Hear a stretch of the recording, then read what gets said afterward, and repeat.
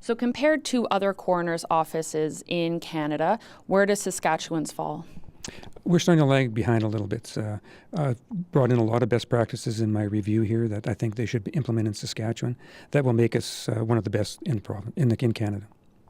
When you say we lag behind, specifically what is causing that lag? What's behind that? The main issues are the length of time for toxicology results to come in. And if toxicology is delayed, that means the police investigation is delayed, the pathologist report is delayed, the family is waiting for an answer. And sometimes it could take 12, 14 months before a family finds out what happened to their loved one. What's some recommendations you put forward to solve this problem of capacity and lagging?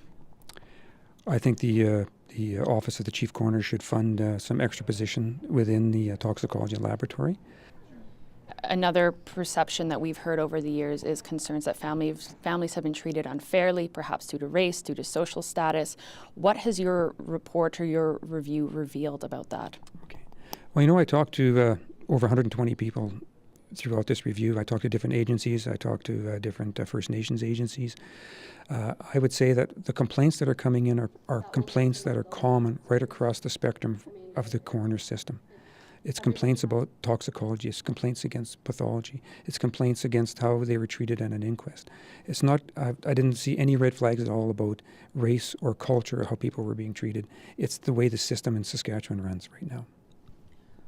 How, in your mind, can the coroner's office do a better job of instilling public confidence in their work? Public confidence takes time. I learned that from my work in Saskatoon. You can't just talk about you're going to do a better job and people will only start to believe it when they see it.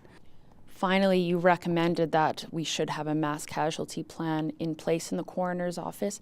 Why did you put that forward and why is it important? Okay.